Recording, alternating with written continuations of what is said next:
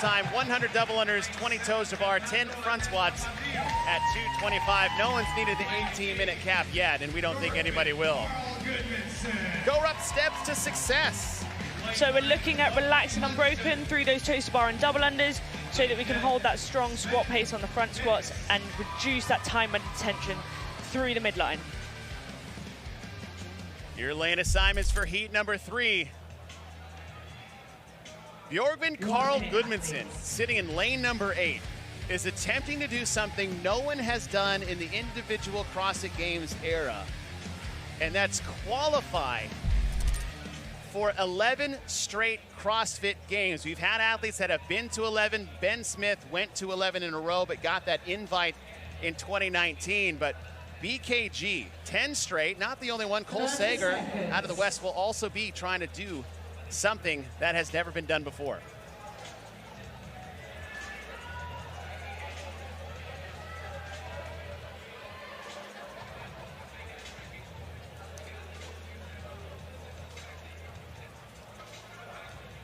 Ten athletes will be chasing a time to beat of 11:42.49, set by Jorgis Kervis in heat number 2.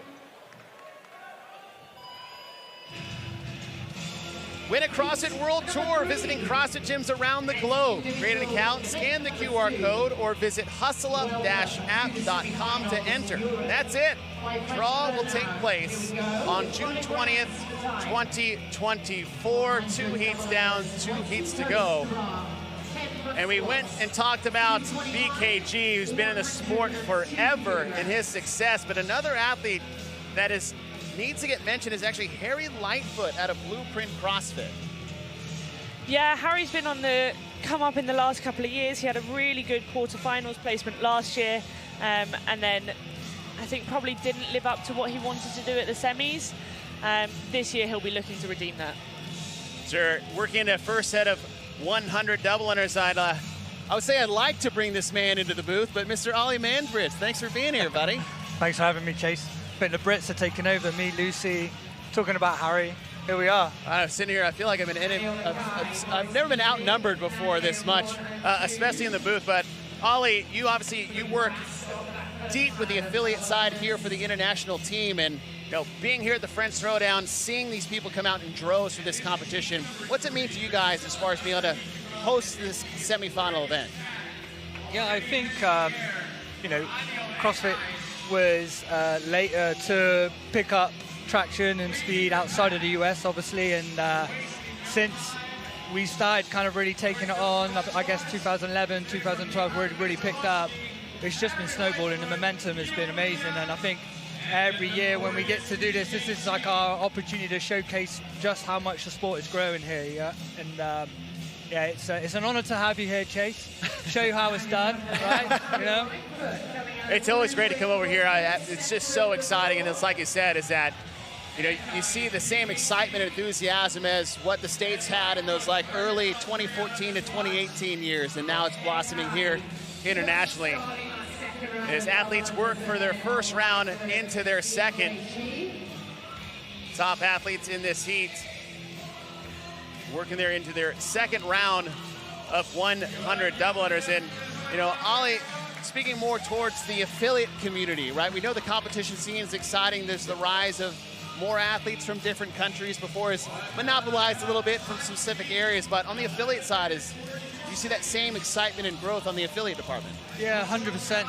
I was just about to say, actually, I think what's beautiful about Europe in particular is different countries will adopt CrossFit at different stages. So, as an example, the UK and Ireland and Scandinavia actually discovered CrossFit fairly early on, not too far behind the US, and so you see the emergence of CrossFit in those countries. But what we've found in the last couple of years is France in particular, Spain, parts of Eastern Europe, is just exploding, just going crazy. And it's beautiful to see kind of the ripple effect and just kind of these little pockets all over Europe just kind of picking up steam, but also being able to build and maintain that momentum as well, which has been really cool. And we've definitely seen that with, I mean, not just the Spanish athletes who, like, teams and individuals are just flooding onto the scene in semifinals, but as you said, in the affiliate community as well.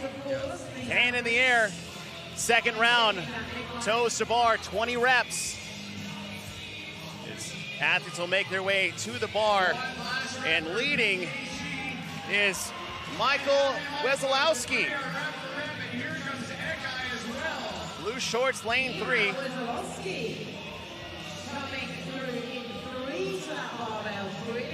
Made the games last year out of the European semifinal. Just to his left, Anol Akai out of CrossFit Sarutz. As Wesolowski will advance his bar forward with Akai just behind him. Guillaume Briand, multiple-time games athlete out of CrossFit Krios. A little bit behind the pace of your top 3 athletes. As your top 3 or 4, you've got three games athletes with BKG, Michael Wesolowski, and Guillaume Briand, obviously getting some of that hometown fandom. I was going to say, actually, maybe a question for Lucy. Do you, obviously there's a French contingent of athletes here, looking at Guillaume here on the screen. Do you think that home field advantage and performing in front of a home crowd is a positive or a negative? I was watching Victor in the last heat, and I couldn't help, like, you know, there's excitement in the crowd, and they've got the drums and this whole box and this community here, which is amazing. But I couldn't help but feel the pressure of that as well. Do you feel like it's a positive or negative, or is it a bit of both? 100%. It's completely on the athlete, you know, whether or not they deem it as being a source of support or a source of pressure is down to how they perceive that. You know, you could think, oh my God, everyone's behind me, what a great thing, and use that as a positive momentum to take you through. At the same time, you could think, oh, everyone is expecting this of me, and see that as a negative, and that could actually be something that holds you back if you perceive it as pressure rather than support. Yeah. I guess that's part of BKG's success over the years. We talked about him kind of going back-to-back 11 years. Obviously, there's always a huge Icelandic contingent at these events, and you know, he's definitely being able to harness that and use it to his advantage rather than let it cripple him. And I think probably that's what you see in some of the younger athletes, right? They maybe feel like there's more expectation on him. Someone like Victor, kind of new on the sport. There's a lot of hype around him. Like, I can't begin to imagine what that pressure is like, right? Yeah, expectation is pressure, but one person who is feeding off not the hometown crowd is Wesolowski, who's leading this heat. More on him. Let's go down to Lauren. Yeah, Mihal was one of the surprise packages of this time last year, booked his ticket to the games coming at 36. But not that you would know from watching him out on the floor, but his lower body was one of his biggest weaknesses. So that's been a massive focus for him over the course of the year. He said he's dealing with the newfound fame of being a CrossFit Games athlete, as he always would, just being totally down to earth. He says he's still Michael from Elk, and CrossFit still like a game. The game is joy, and I love my life. I mean, I love being first place too, so I can't blame him, as we're past the 7-minute mark, moving into the 4th round of double unders. Björgvin Carl Gudmundsson, lane number 8, 10-time CrossFit Games athlete. 8 of those 10 were inside the top 10, with 5 in the top 5. He's actually on a hot streak of 8 consecutive top 10 finishes, where last year he had dealing with a little bit of an injury that just had him miss outside the top 10 for the first time in 8 years. Yeah, and I think when you look at obviously what he had to do on that max snatch and clean and jerk last year in terms of managing that back injury, and put that in the context of the fact that he still only just finished outside of the top 10, that to me is almost as impressive. BKG in the right, Wesolowski on the left, still leading in this heat. Ollie, obviously you work at the affiliate side. We know the sport. The question is that blend between the two, right? That like I said, both sides building each other up. What are some of the things you look forward to the future with both of those? Well, I think one of the most beautiful things about a weekend like this is the sport gathers the community together. There's nothing else in the community that kind of exists that pulls together the spectators and the members of the box, the affiliate owners, the athletes, but also let's not forget the coaches, okay, and the education side of CrossFit. I think, like I said, there's not another moment in time where you can gather this many amount of CrossFitters all in one place. And the sport and the athletes are what people come for. They attract the eyeballs, but when we have people here, it's an opportunity to celebrate everything else outside of just the sport, like the affiliates, like the coaches. Well, you see that too, because you see that once this event is over at the end of the day, nobody's leaving. Everybody's hanging around, meeting with their gyms, their coaches, trainers that maybe did their level ones, and I think that speaks more to that communal experience here that the sport helps, like you said, curate and congeal, which is that unique bond between those two different facets. Yeah, 100%. And then the enthusiasm from this weekend, people will take that back to their boxes, right? And it was infectious and gives everybody just a lift. And I think we talk about this a lot with affiliate owners. They do their level one, it changes their life. They get super excited. They feel like they're ready to run for a wall. They go back to their gym, and then maybe they don't come back and interact with CrossFit. If they don't come to an event, they don't do another training course, they go back to their own communities and their own box. And I think, again, this is an opportunity, the events and bringing people together, to bring them closer back to CrossFit. Remind them of why they fell in love with it. You know, get them excited, give them the energy to then go back to their box, you know, and transfer it to their members and their coaches. That's a little bit of a spark out here. Is that what we have 100%. with the sport? Not a little bit, yes. Big spark. Big spark. Top four. Wesolowski, who had looked pretty smooth the first 4 rounds, but we've seen that 5th round sneaks up on a lot of athletes, even the best ones. Time to beat, bottom left corner of your screen, Jorgas Kervis, 11:42.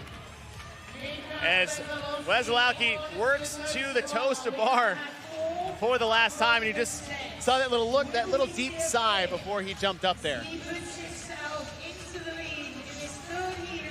Lucy, from an athlete perspective, when you're looking at this workout, like what sort of attributes in an athlete are you looking for that's going to be successful when you're trying to have to pick out an athlete and think, yeah, this is going to be their workout? You mean in terms of stature or in terms of skill set? All of it, I guess. I mean, I think it's glute size. Yeah, simple as. Solid legs. Chase notes. It's right? just like you look at racehorses. Yeah. That's going to be the fastest. Yeah, okay. And yet at the same time, we're seeing the athletes really struggle on the double unders. So I do think that obviously that traditional fitness, that cardiovascular fitness is also a big part of this when you're spending a minute on double unders if you're staying unbroken every time. Wesolowski 20 seconds away. It's going to be close. Hand in the air. 5 reps left to go. 11:42 is the time to beat. Wesolowski, 12 seconds, 2 reps, 1. 1 more to go. Now this is where you got to race across the finish line. And that should do it unofficially. Boy, cut it close towards the end on that last round, but should be good enough to take and set the new time to beat.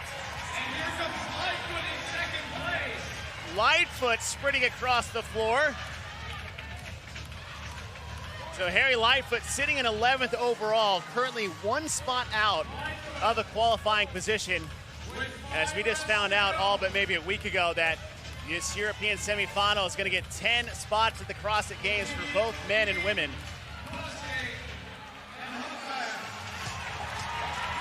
And that might sneak under Jonakoski's time in heat number 1. So that could be good enough for 4th place. And 3-horse race for 3rd place between BKG, Moritz Fiebig, and Enola Kai. Oh, this is tight. And it's going to be a Kai, followed by Fiebig and BKG. I don't know what happened on that last set of toaster bar on BKG, but he was not having a good time.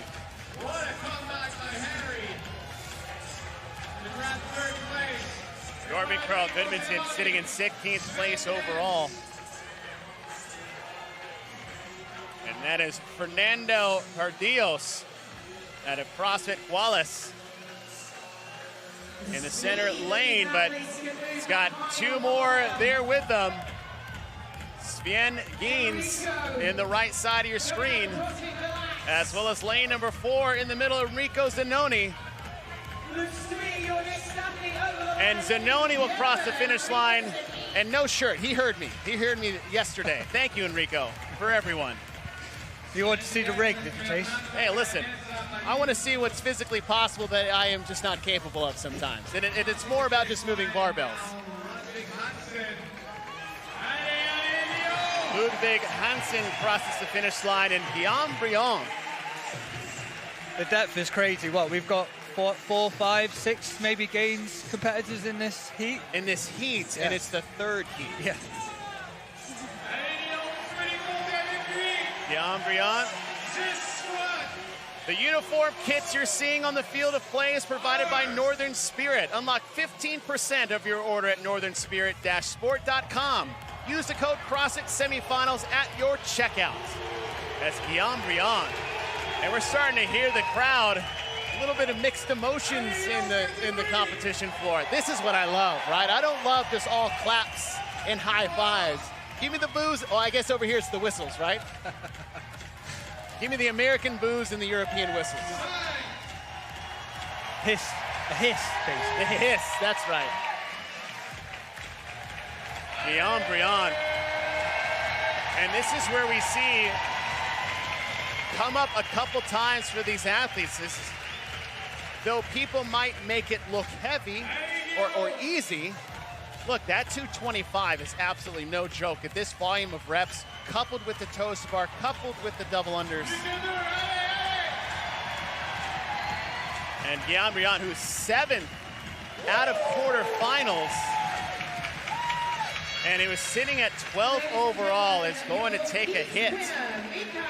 As we've seen some of these top games athletes all kind of punt one into the stands so far in these first 2 events, as Michael Wysolowski will set the new time to beat just by 3 seconds at 11:39. Georgos Karavis' time of 11:42 will stand strong for second, as Harry Lightfoot 12:18, and Noah Kai out early.